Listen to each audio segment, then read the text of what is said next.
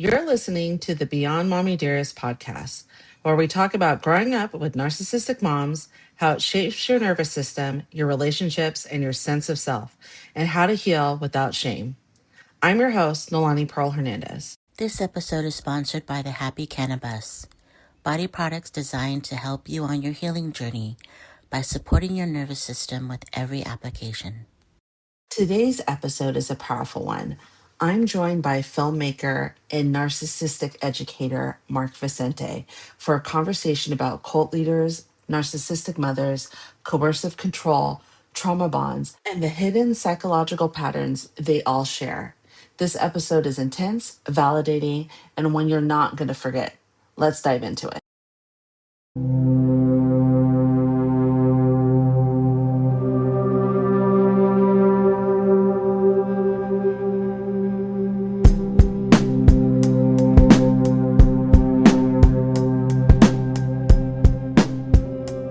Many people don't like the idea that monsters really do exist. In the world we live in now, narcissism is incentivized. It's rewarded. The message is, if you're a narcissist, you're going to end up on top. You're going to end up rich and famous and powerful. It can help you get dates. It can help you get elected. So they're kind of winning.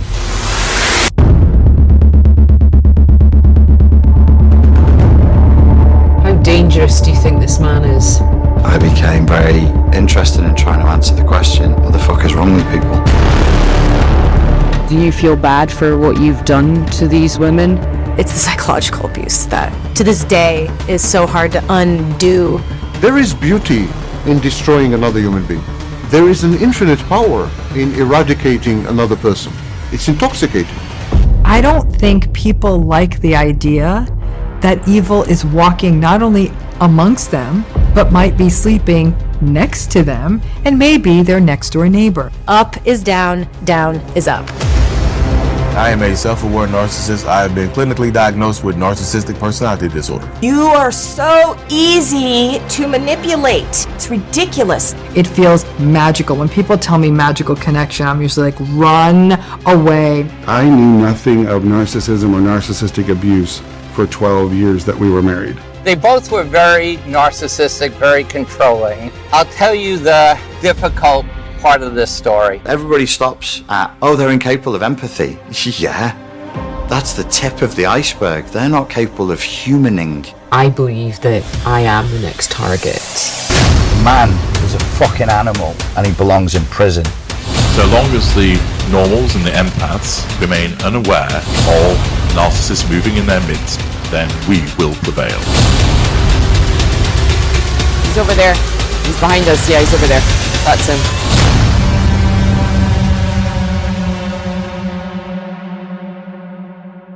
Thank you, Mark, for being here. Your story is a real testament to what the power of community and the power of strength that you have. And I'm so excited that you're here. My daughter, who you might have just heard text message me, is reminding me not to fangirl over talking with you. I fan over a whole bunch of people still in my life. I still do that. Well, and it's weird because we were just talking about, there are certain things that narcissistic abuse survivors watch that people just might not understand. And the fact that I'm fangirling over someone who is a taker down of cults and talks about narcissistic abuse, people might not understand, but hopefully the people who are listening do. So thank you. I think they will. Okay, good. I think we're probably obsessed with the same thing, so I think they'll get it. Yes, yes, definitely. So for people who are just discovering your story for the first time, can you introduce yourself and share a little bit about your background as a filmmaker and how you first became involved with NXIVM? I'll do the fast version. So I was born in South Africa during the apartheid era, way back in 1965. And pretty early on, I could see that there was something wrong in the country. And it became my obsession to figure out, how do I fix it? Which is weird as a kid. I had this dream of trying to figure out what I could do. And then I think when I was about 11 or 12, I discovered, like, I watched Star Wars and I was like, oh my God, this is what you do. You make movies and you change the world. So it was my obsession to try and improve things. And I wanted to do it through movies. So long story, I worked, for many years in South Africa in the film industry. I got a big break to come to Hollywood to shoot a movie there. I ended up staying, and I got involved in a bunch of different organizations, and I finally, after years of making stuff I didn't really enjoy, I finally made a film called What the Bleep Do We Know, which sort of unified the stuff I really cared about. A group of people, I found out later, saw the film. Many people saw the film, but they saw the film and they thought, we want this guy. We want this guy to work for our organization. And so I got this amazing letter from these two women who said, like, we want to invite you to a symposium with all these people. And they were all scientists that I really admired. I said, well, that sounds kind of exciting. So I spoke to them, and we started developing a friendship. And they basically said to me, hey, we can help you with your mission. And I said, what do you mean? They said, well, we know you want to make movies to change the world. And I said, I do. And they said, well, we have the resources to help you and the people to help you.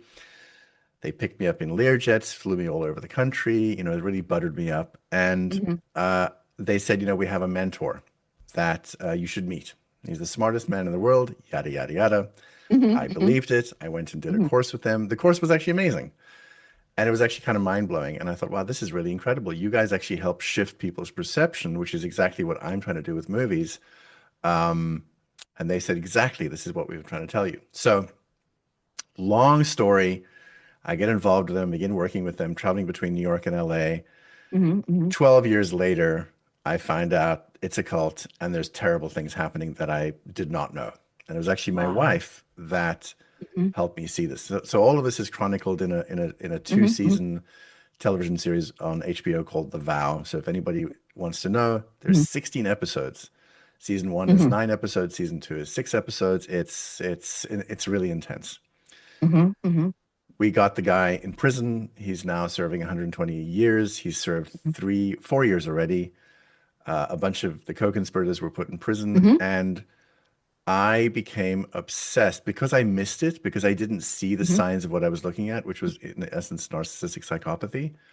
I became obsessed with trying to understand what narcissism was, because even inside my cult, we were being taught about psychopathy and we were being taught about narcissism.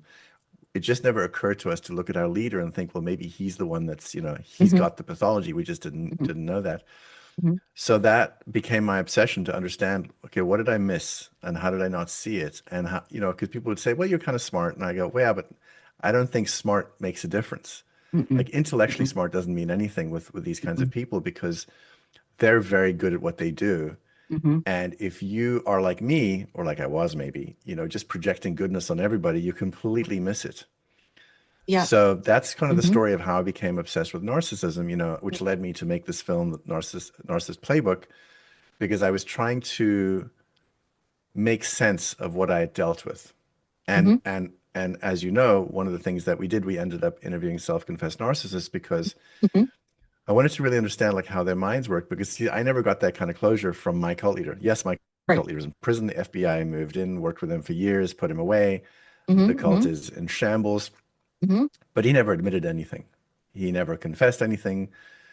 So I got to sit with people with the pathology and ask them questions, and it was weirdly healing. And they said some really, really evil stuff, as you know. Yes. But I got to understand, oh, that's how you, this is how you work. So because the archetype's the same. Talking to them was the same as talking to my cult leader. The archetype is the same. And I began to understand what I'd been dealing with all these years that I had missed. It was a difficult journey to finally come to terms with it, but making the film actually helped me understand what I was dealing with, and that this kind of evil actually exists in the world. So that's the very fast version. Which I think encapsulates a lot of it. And there's a lot of things in there. First of all, 16 episodes, totally worth it. Take a weekend, people, watch it. I will link to it in the show notes so you have it. I think that very similar to the narcissistic abuse that I came from my mother, it is, how do you miss it?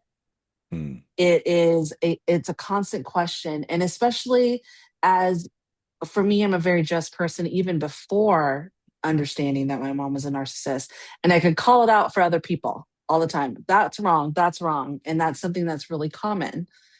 And I think that when you think about being a nice person, I would agree with that. I think that if we can look at the way that people are as I'm a nice person or I'm a kind person, and looking at being kind but having boundaries, that's what kindness has. And being nice is, oh, of course, do whatever you want, right? Those knowing those two things. And for me personally, with my 4 kids, my daughter and my 3 bonus kids, it's something that's really important to me so that they don't get run over. And the love that you had for your wife is what saved your life. And I think that is a really beautiful thing, because in the vow, I know it doesn't go into all the depths of everything, but you see that progression of the chaos that this horrible narcissistic piece of shit put you all through. Yeah. And, and for me, that person was my mom. Yeah. My husband will often say, she's 4'11". Why are you still afraid of her? She's super teeny tiny. She's teeny tiny. And I think that that's really hard, because a lot of people don't understand that pull of that narcissistic personality. Yeah. And for me, and what it sounds like for you, it started with this thought process for me in childhood, for you during, a time where you really wanted to grow who you were, your career. There was something that you were looking forward to. But years of that gaslighting and that conditioning, looking back now, do you think that Keith Raniere saw in you specifically, or what he saw in you specifically that made you someone he wanted to be close to? And then start this process? Yeah. Well, first of all, like this insane level of idealism, and this belief that I could actually change the world. I don't quite believe that anymore now. But this belief that if I could just become good enough in my craft and become like a good enough or clear enough human being, like I could do extraordinary things. And he saw that idealism, and I think he realized he can leverage that. And also what they realized collectively, the organization, was like, this guy can put us on the map in a much bigger way, because they were getting so much shit in the press. And I remember the night before I was going to come and attend the first class, I remember calling Nancy Salzman, because I finally did some research and I looked online, and it was bad shit online. And I called her up and I said, just by the way, there's some really bad stuff online. She goes, yeah, but have people said negative things about you as well? I said, yeah. So okay, so they call us a cult. So what?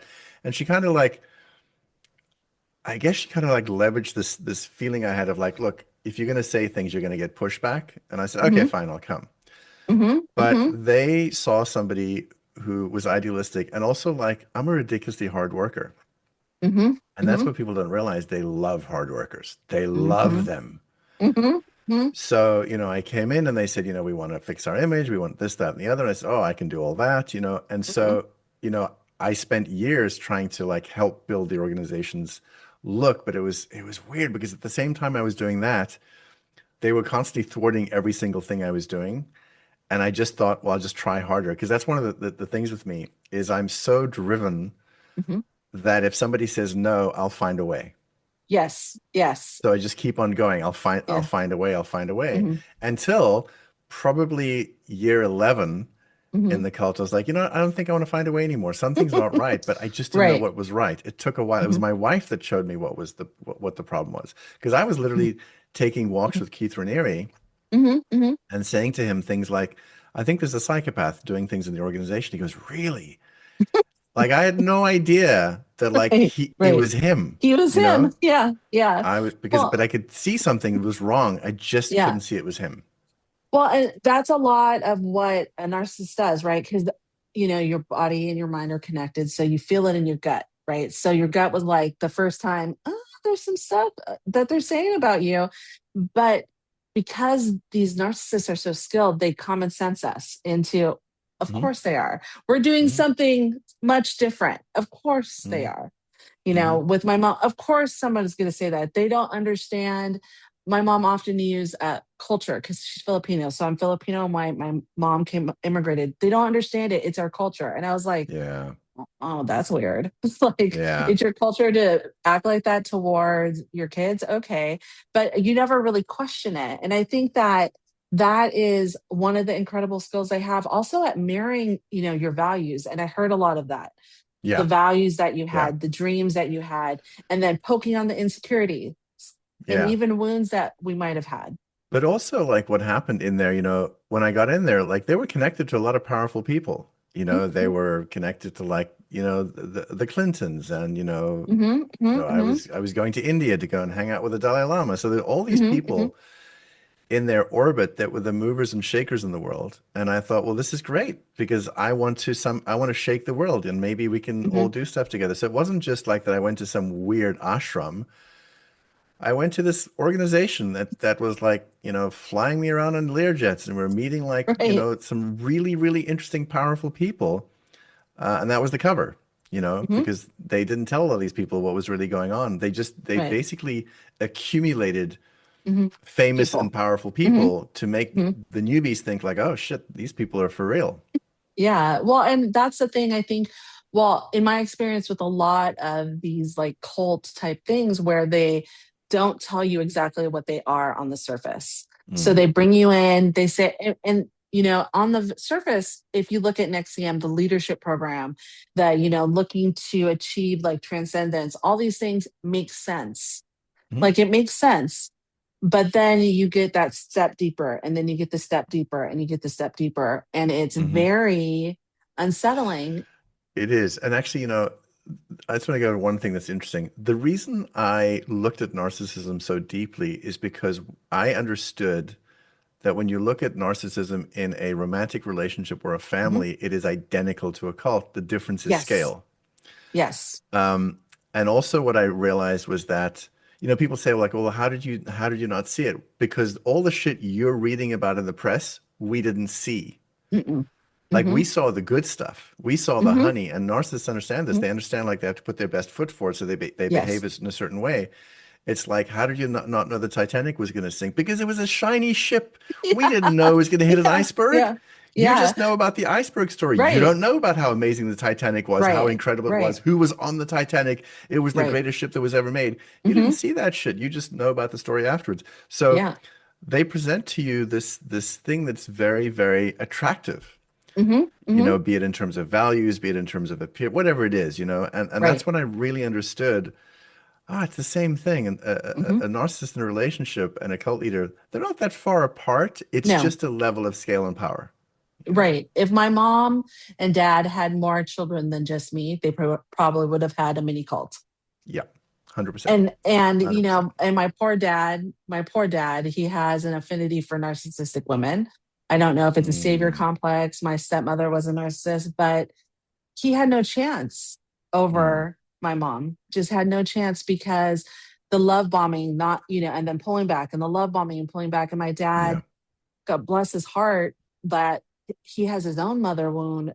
That was what he needed all the time. So that dopamine hit, that constant of, feeling uniquely seen as or understood in this way that nobody else could do it, but only that person. And, I could see that in the vow. I could see how he could have done that because he is a charismatic leader, as most cult leaders are. Yeah, it's funny. He wasn't that charismatic. What he was, and you'll know this, he had the first meeting I ever had with him. It was 5 hours long. There was a level of attention and what I now call data mining. He was data mining me. And he was reflecting back to me what I was saying in a way that made me feel, holy shit, this guy really gets me. Like nobody else has ever gotten me. Because he was so attentive and he was so present and nothing else existed. Which of course women have said, oh my God, that sounds like my narcissistic romantic whatever. And I go, yeah, because they're very, very good at that. They laser in and they basically data mine you for everything you care about, everything you're afraid of. They file it away and they're going to use it, at some point. Right. And I think for me, so my husband and I have been together for 11 years. We've been married for about 5 years now. And when we first met, I protected that. That was like, my mom cannot break into this, because what I found in him was that unconditional love, and that I started to understand that love doesn't have conditions. I didn't have to do XYZ in order to be loved by him. That all of who I am, quirky, flaws, all the things, silliness, he loves that. And we have built a life together. And because of that, I knew I couldn't let my mom into any of this fear. Mm. She is in the sphere with my daughter because I was younger when I had her and my mom was around. But my daughter also has kind of that blocker on. She's like brilliant at boundaries and all that stuff. She's really, really fantastic. She's all the things when it comes to the boundaries that I wish I was. And so she's really good at that. If my mom asks her about me, she says, I'm not talking to you about that. You know, you can ask me anything else, but I'm not going to talk to you about my mom. I will not let you hurt my mom.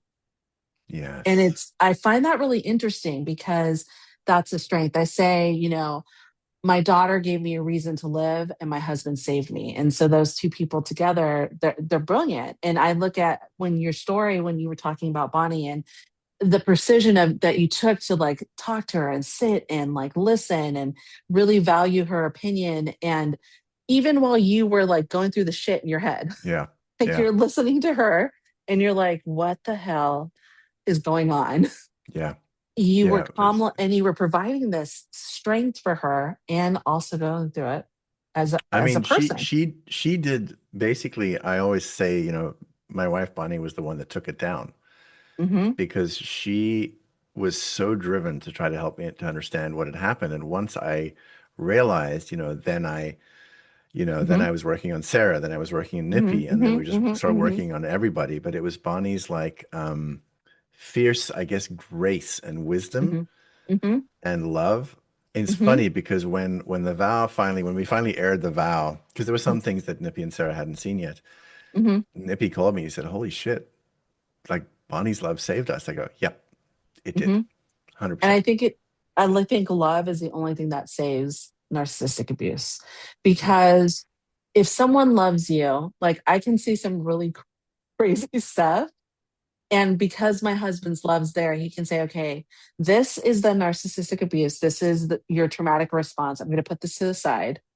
I'm going to love you still. And then you and I are going to have a conversation about what just happened. In fact, it just happened recently where I can't remember what we were talking about, but I said, he was talking to me and I said, oh my God, she set that up for me to feel like that. And then I try not to cry. So tears are running down my face. And I said, give me a moment. And like, I felt his hand on my back. He said, it's okay. The fact that you realize it is totally okay. And now we know, and we can move forward. I'm like, how do you have this crazy superpower? You're like the vampire slayer of narcissistic abuse. And that love is what saved me. And I say that to him.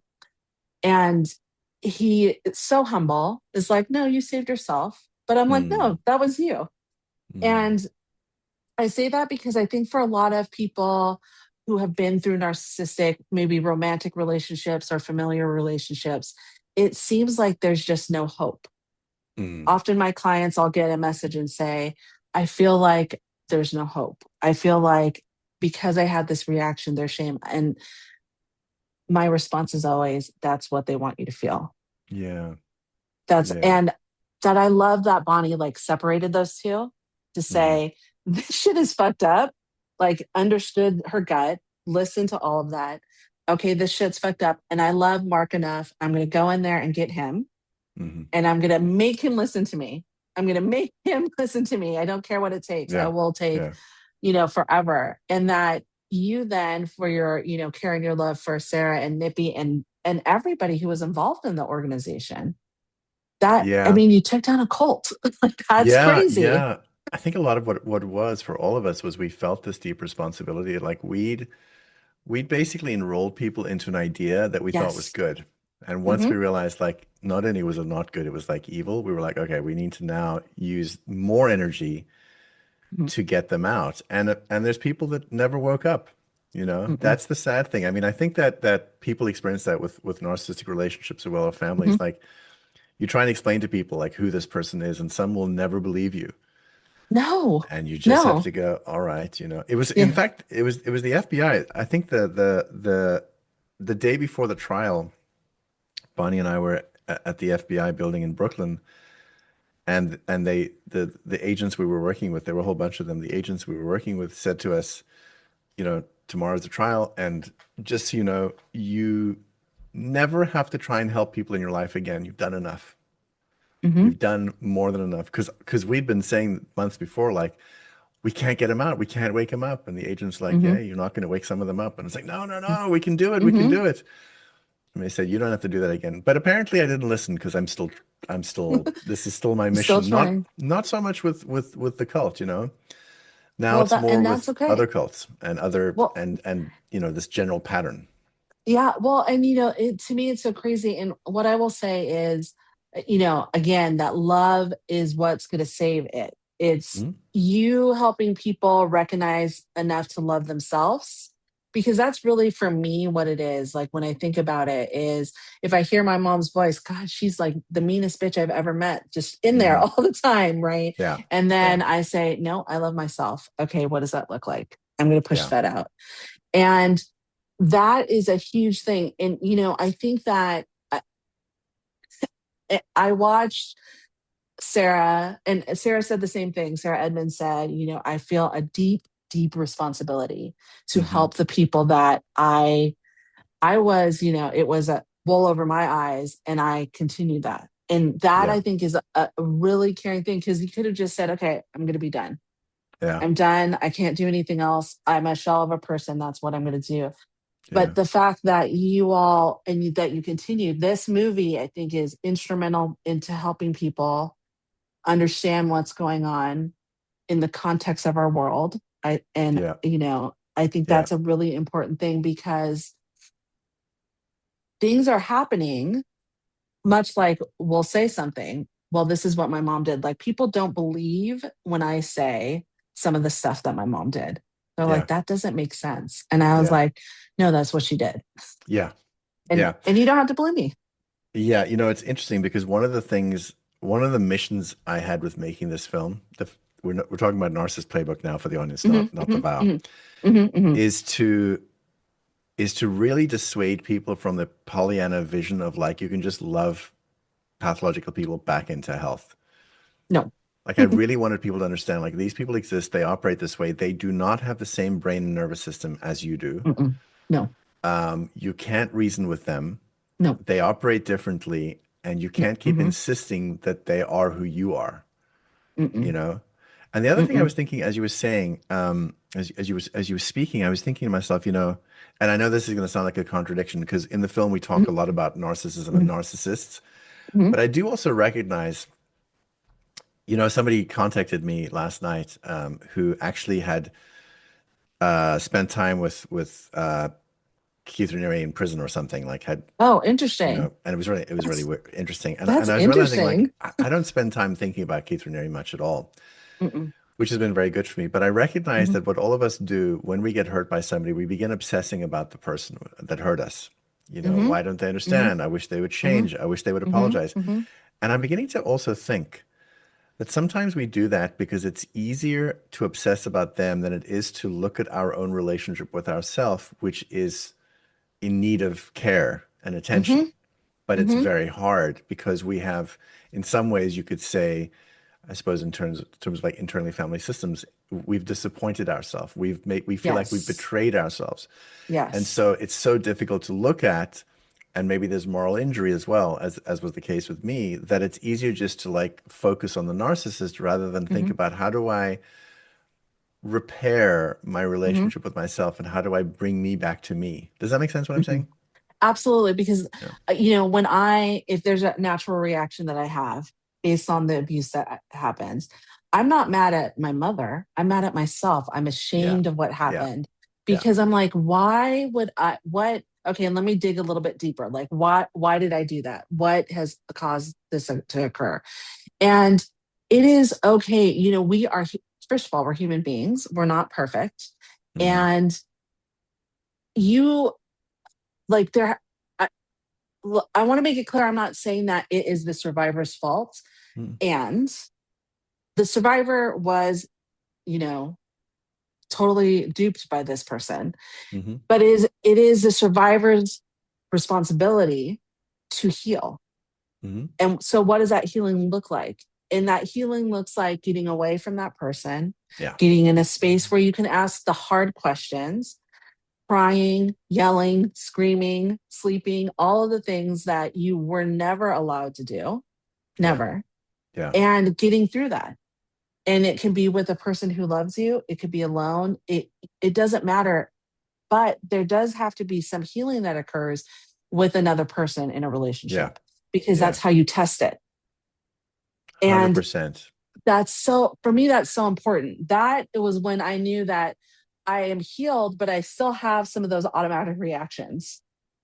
Right. Yeah. And that I have to give myself grace for. And that's, like you said, that love for yourself to say, okay, I just messed up.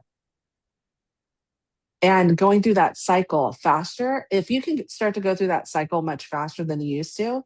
Mhm. And I think a good vision of that cycle is, we had talked about this, was you talking with Bonnie, you internalizing what was going on, you giving Bonnie the space to hear her, understand her, working on your relationship, but then also saying, what the fuck? In your head. And that process took a little bit of a time. I would assume now, based on my experience, that process is really fast. That you can get through it a lot faster than you did in the haze of the narcissist. Yes, much faster now. I mean, you know, what you see in the vow are just snippets of moments from like 2017 mostly, which is, I mean, I was like having all kinds of suicidal ideation, and there was all kinds of things going on, and it just like my world was shattered. So it took me time to calibrate. And what actually happened, I think this is in the vow.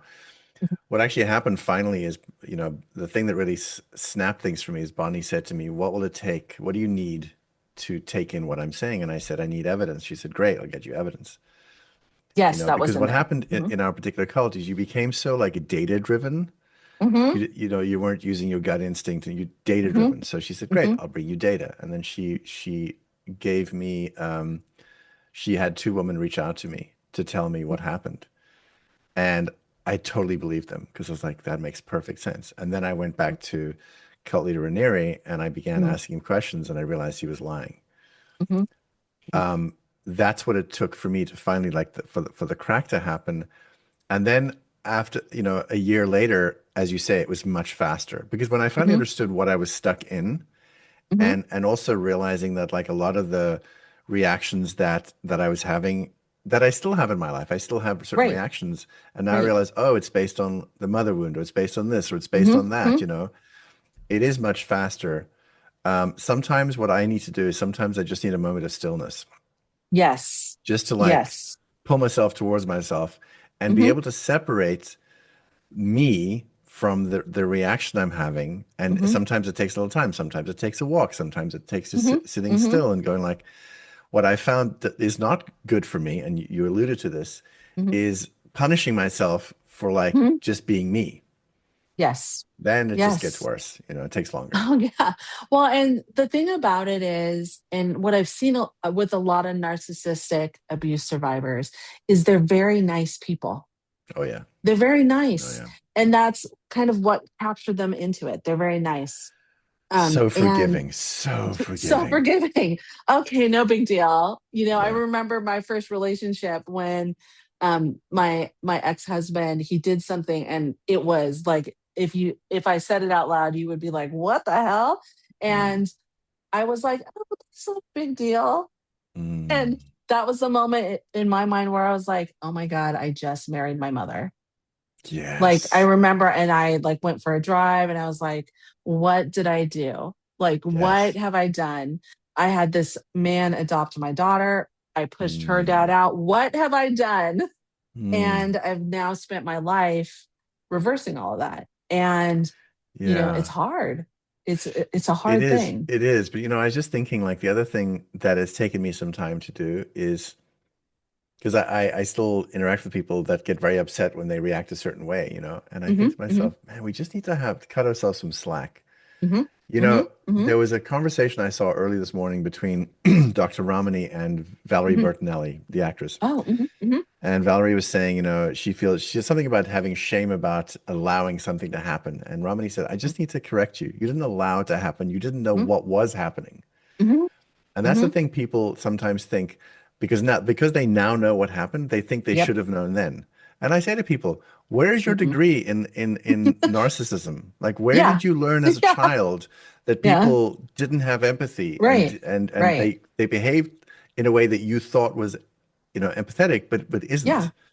Right. Nobody's trained anybody to do that. That's why I'm so obsessed with trying to teach people, like, this is how these people work. This is how the shit works, because I think at least then you have a chance. Yeah. But I really believe this to my core now. I don't just say it. Like, we really always just did the best we could with what we had. Maybe we were too codependent. Maybe we were too needy because of this, that, and the other. Okay, fine. Everybody is. Right. That's not like a sentence of like, well, you're the reason the narcissist screwed you over. No, the narcissist screwed you over because they have a pathology and they're predators. Yes. That's what happened. I think that is the key word. They are predators. And to be really frank in regards to this, and not to say anything about who we are as people, you are just another pond. You are just the person that's in front of them. Totally. Yeah, and totally. that, I think for me, once I understood that, like, I thought, oh, it would have been great if I had siblings. My mom would have treated us all the same. My mom treated me and my dad exactly the same way. She treats her, if they're still married, she treats her current husband, she treated him the same way. It is ingrained in her to be like this. Yes. And that's fine. I don't want her in my life. And that's fine too. And that's, 100%. I think that's really, like, I think, and I often talk about this, the disservice that people like Oprah and Mel Robbins are doing by saying that someone like me who makes the choice to go no contact with a parent is a spoiled brat. I say, okay, we live in this world where cookie cutter ideas work. Yeah. We think, how about this? We think that cookie cutter ideas work. It doesn't work. No. You're dealing with humans. You're dealing with emotion. No. And also, like, this whole business of you need to forgive them. Well, first of all, go fuck yourself. Yes.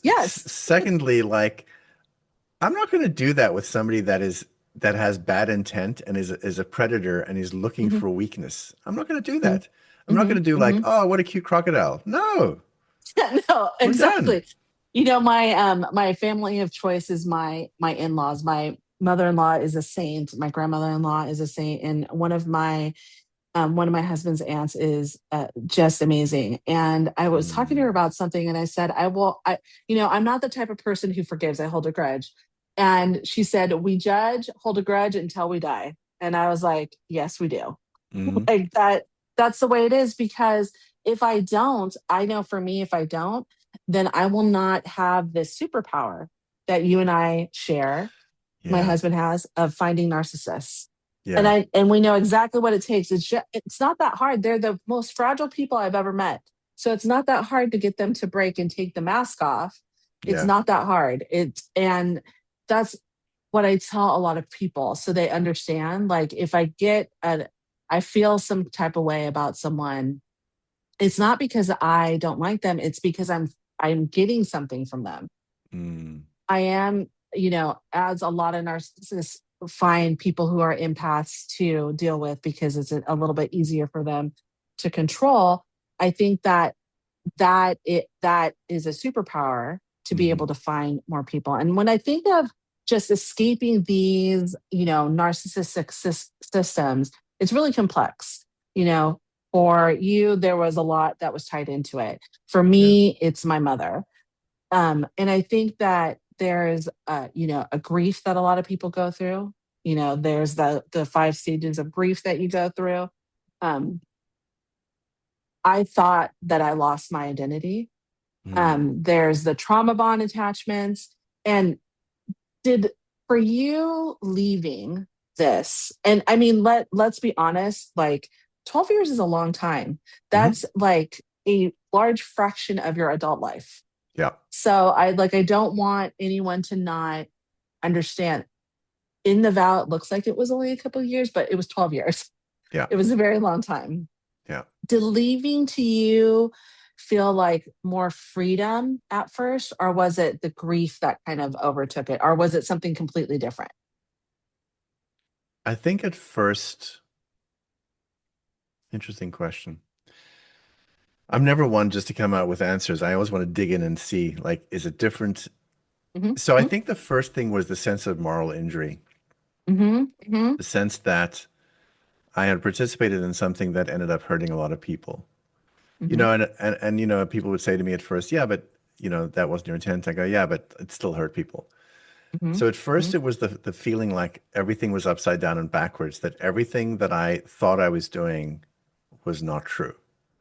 Because my obsession was towards goodness and towards helping people, towards making the world better. And so that's what I thought I was doing. What I didn't understand is that I was also feeding people. Because look, some parts of the curriculum were actually very good for people. As long as they didn't get too close to the inner circle, they were fine. Yes. Yes. But those that got in, it was really not good. So what was also happening is I was feeding people into his perversions and his delusion and his evil. And the recognition that I had been an instrument of that was like, I just couldn't take it. And so in some ways what happened is I didn't know how to resolve that. And I just went straight to rage. A kind of a cold rage, not just like I'm throwing shit around, like a determined white hot rage. Fuck you. Yeah. I'm going to fucking take you down. Yeah. Yep. Because what happened is we realized, and when we spoke to each other, like the only way some people were going to get out is if the entire thing collapsed and they had nothing to hold on to anymore. So I guess the moral injury was the thing at first. My life was in complete shambles. And this is the thing, and I want to say to anybody who's a narcissist or a psychopath or a sociopath, beware the empath that has nothing to lose. Because we are fucking formidable. Yes, and I don't say that lightly, because what I realize is like I'm fucked. Because at that point I realized, oh, they're gonna put me in prison because they've done all the shit to like these allegations in Mexico. I knew what they were gonna do. That's why I documented everything, because I thought I'm gonna have to sit in front of a judge one day who's gonna accuse me of being the bad guy and show them everything I videoed. But what happens is when you have nothing to lose and they're coming after you, you just take big, bold action and big chances that you would never do ordinarily, because you've like your back's against the wall and you go, okay, I'm screwed. All right, then I'll just do this. And so I think that's the one thing that these people don't seem to understand. You know, for instance, they don't seem to understand. Ranieri's very lucky, by the way, that he didn't get taken out. Because I was talking to parents who were this far away from doing shit I'm not going to say publicly. Yep.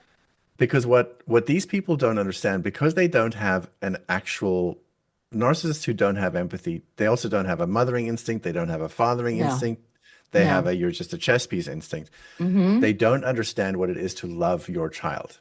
Yes, 110%. Yes. They don't understand what they've just activated. You know, there's nothing more powerful than a mother or a father whose child has been fucked with.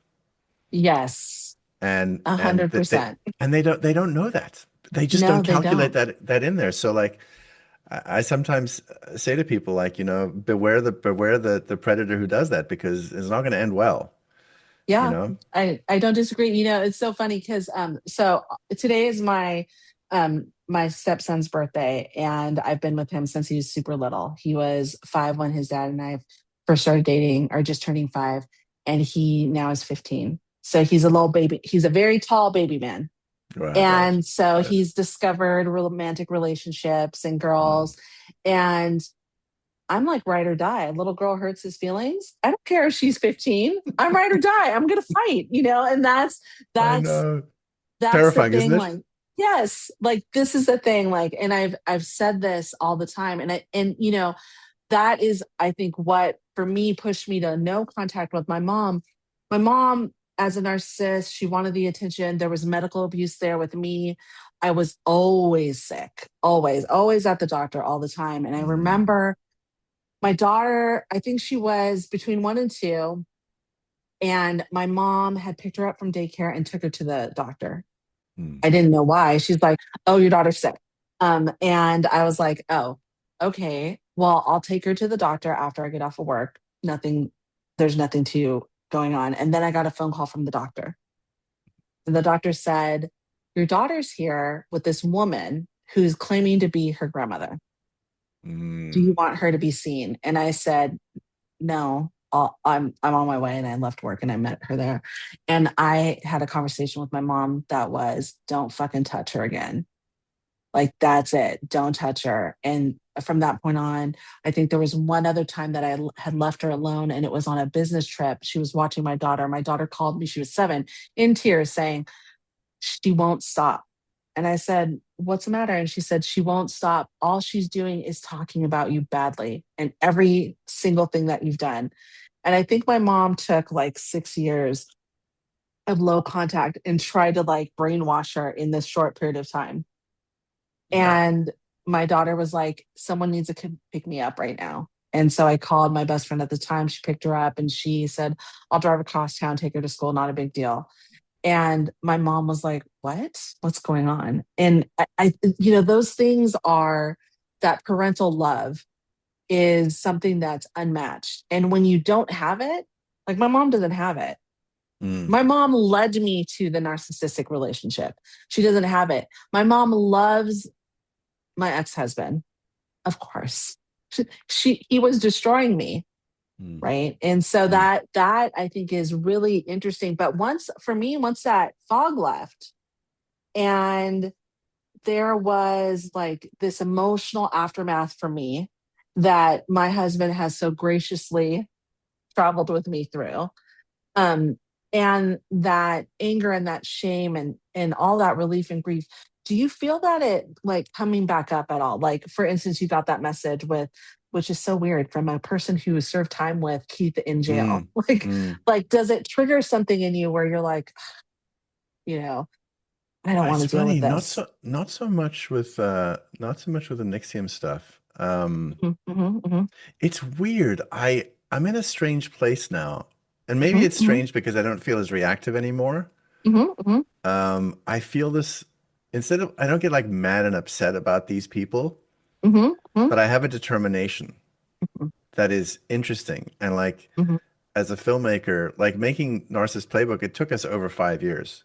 It's taken like a level of determination that's extraordinary. I have another series about another cult. I've been working on that for over 5 years. I just am very, very determined. What I do feel is, as I talk to a lot of people and I'm interviewing a lot of people all the time who have been hurt, I feel a lot of grief and I feel a lot of sadness. But I don't have the rage anymore. I think what's happened is that's turned now just into dogged pursuit of exposure. Like what I want is, I want people to see how it works. And that's what my life, not all of my life, but that's currently what a lot of my mission is about, is I want people to see how it works. And that's why, making this film has been important, because as you know, you've seen the film, it is quite, what's the word? Shocking. Shocking. Shocking. It's shocking. And just so y'all know, we did not plan that. Like that, it is like my mouth on the ground where I was like, are you fucking kidding me? Yeah. Like, oh my God. So I know that May 30th, it's going to come out to be able to stream. Am I right on the date? So what's happening is, for people that are donating, because we're still raising money, we need to raise money for marketing and advertising and outreach and putting it in theaters ourselves. So for those people that have donated, they're going to get a screening, an online screening on May 30th, and then we'll probably in July it'll get out to everybody else. But just to go back to the shock, I think the thing that I'm so very, very proud of with this film, and it wasn't the original idea, it's what happened, is I'm very proud that it takes people through the experience of what it's like to be fucked over. Yes. Right? Yes. Like, because you go along and you believe a certain thing, and then suddenly you get fucked over, and a lot people who are survivors go like, that's what it's like. That's 100%. Yeah. Right? That's what it's like. And so what they want to do is they want to say to people that haven't been screwed over, you need to see this film because you'll understand how I didn't see it. You know? Yes. Well, and I think that's a real important thing for people to understand. And I felt seen after I saw it. Like that, and those moments are far and few between now, not because I'm not healing, but because there's usually not that much of a shocking moment. Like Sure. The current context of our nation, where I'm like, of course that's what's happening. Yeah. Of course that's what's happening.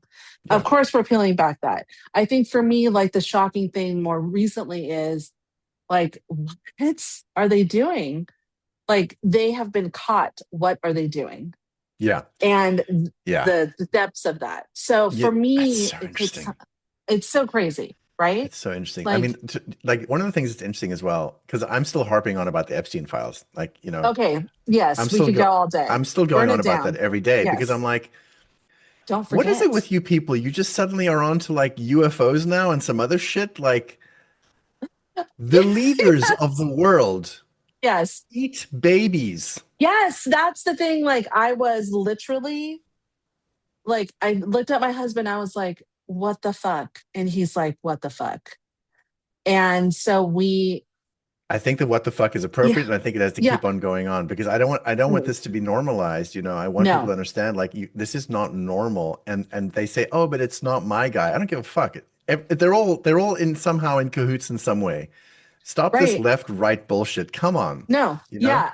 Here's what I have to say. You know, if you got to burn it all down to the ground, then burn it all down to the ground. 100%. Like when it comes to kids, that's my line.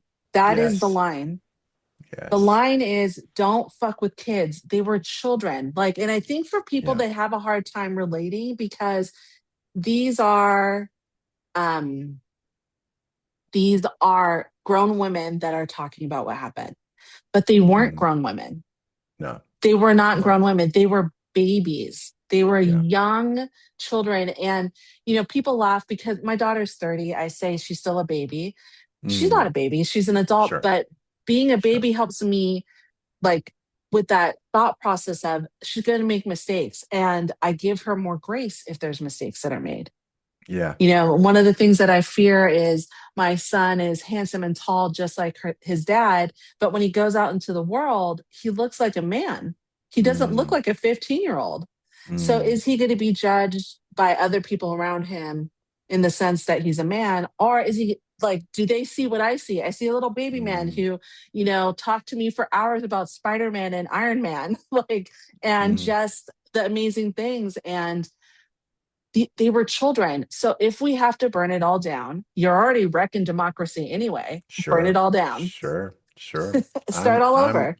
I'm on board. I believe in exposure, you know, and like I was thinking about who was the head of somebody who said, you know, if we exposed everything would collapse. And I'm like, good. Yeah, good. Pam Bondi. She's a piece of shit too. I was like, Pam, like what? Come on, Pam. Come on. Yeah, you know? Exactly. Just get it together. Who cares? And I think that very similarly to the Epstein files, the women in NXIVM is who I was so disappointed in.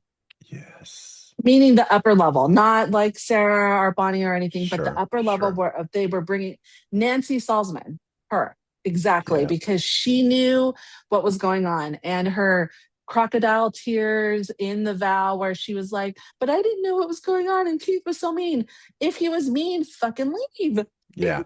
Fucking leave. I don't know what else to say. I mean, listen, I remember in 2015, this was 2 years before everything collapsed. I took a walk with Nancy Salzman and I said, can I just ask you, like, do you notice that he's really shitty to you? And she was like, no. I said, he's really mean to you. Like, how is that okay? And she just couldn't take it in. It's interesting, by the way.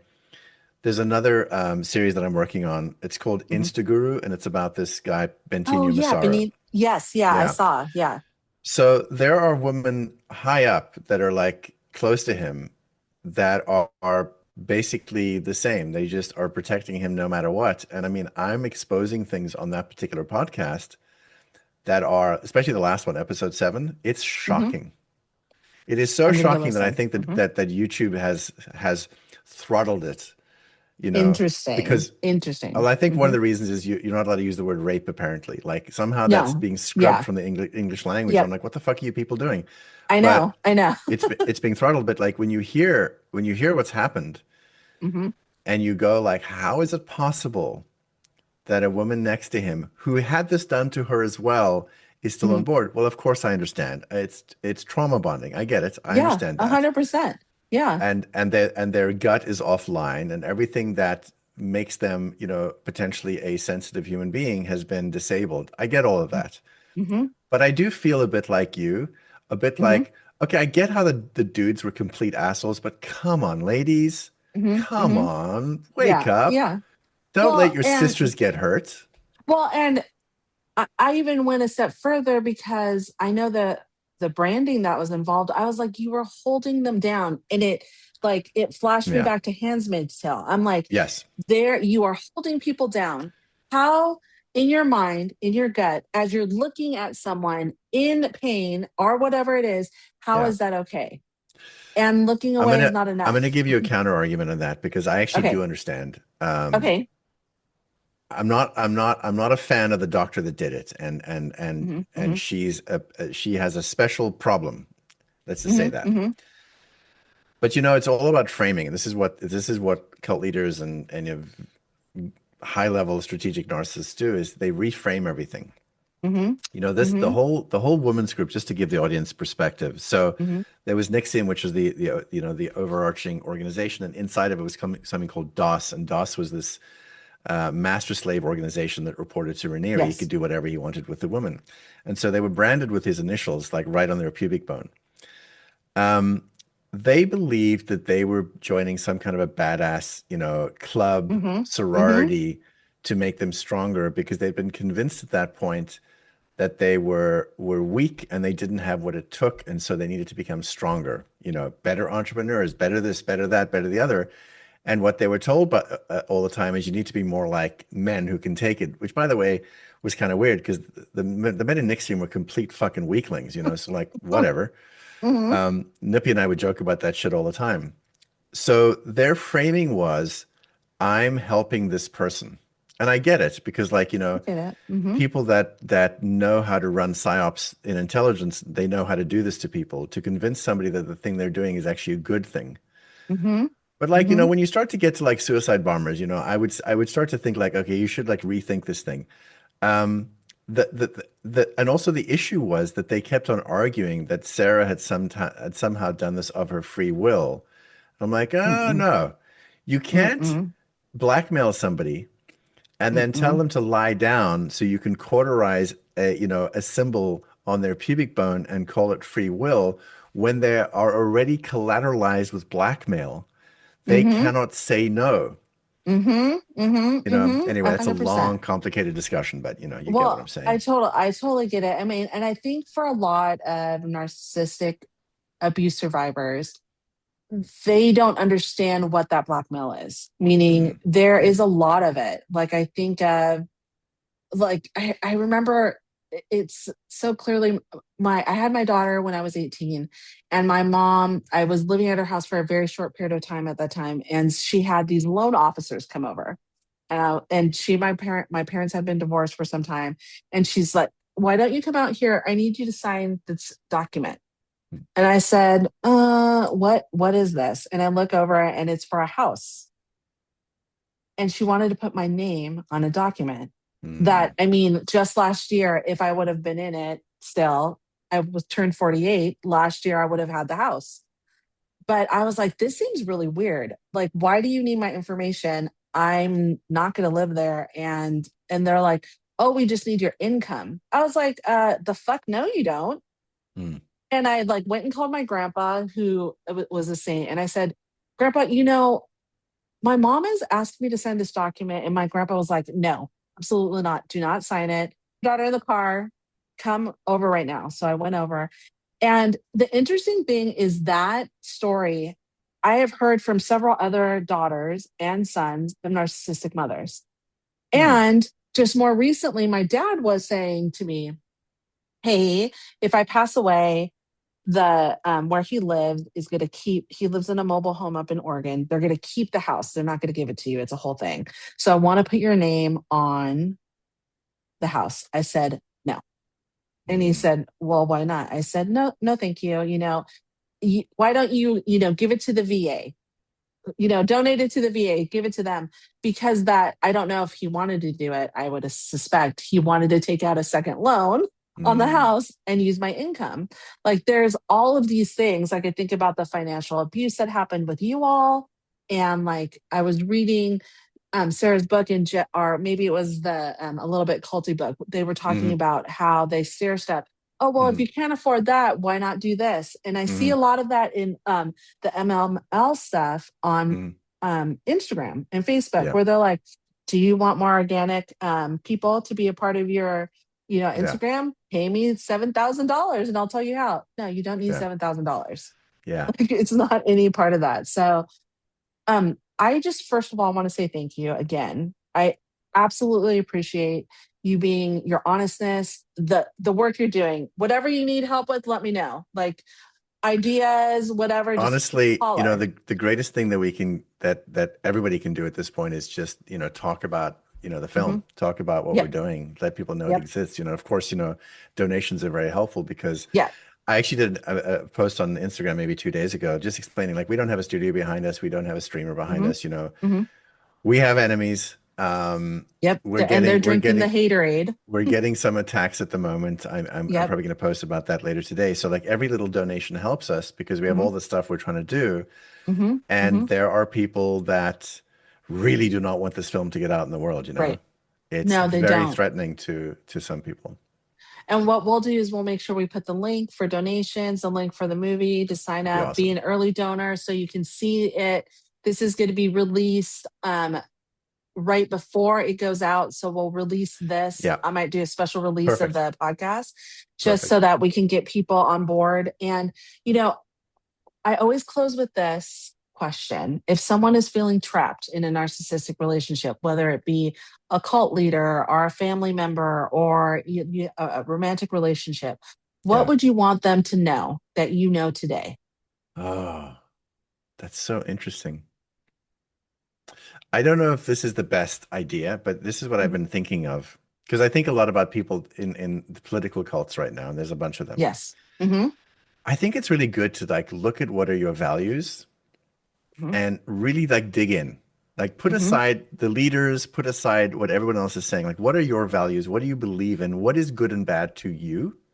And then look around you and see if you're living those values or not. Because if you're not, I think there might be an issue, because what happens is you start to suppress your own values, and you start to suppress what you think is good and bad, and you end up doing things that, if you really looked at it, you'd be like, I don't think this is good what I'm doing. That little voice that we are trying to push away. Like, I've been in relationships. I was in a marriage a long time ago where I used to push that little voice away, because I was afraid if the little voice got too loud, everything would fall apart. And I want to encourage people to listen to that little voice. Like, it's there for a reason. It keeps on nagging at you for a good reason.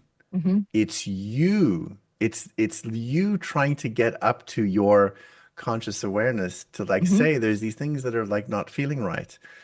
I think that would be the biggest piece of advice I have for people is don't let that voice stay smothered. Yes. Like, it's trying to tell you something, and it's good to listen, and in the end, what it wants for you is good. And if that means that your current circumstance is going to fall apart, maybe that would be good for you. Yep. You never know what's on the other side. Never. Mark, thank you. I really appreciate you. I watched an early release of the Narcissistic Playbook, and I'm still sitting with it. Because when something finally names what you've been living through, it hits differently. Like, oh, that's what it was? That wasn't normal? That wasn't love? I grew up with a narcissistic mother, and so much of my childhood was shaped by guilt, control, fear, and manipulation. And you don't always have the language for it when you're in it. You just learn to survive it. Until one day, something names it and everything clicks. And that someday is today with the Narcissistic Playbook. Thank you so much for listening to Beyond Mommy Dearest, and a huge thank you to Mark Vicente for such an honest and important conversation. Make sure to check the show notes for links to his work, including the Narcissistic Playbook. And if today's episode reminded you that your intuition has been trying to protect you all along, trust that voice. You're not broken, you adapted. Healing from a narcissistic mother is real, possible, and you never have to do it with shame. I'm your host, Noelani Pearl Hernandez, and until next time, take gentle care of yourself. Your skin is a part of your nervous system, and taking care of it is essential to overall balance. Our products are specifically formulated to nourish your skin and bring it closer to homeostasis with every use.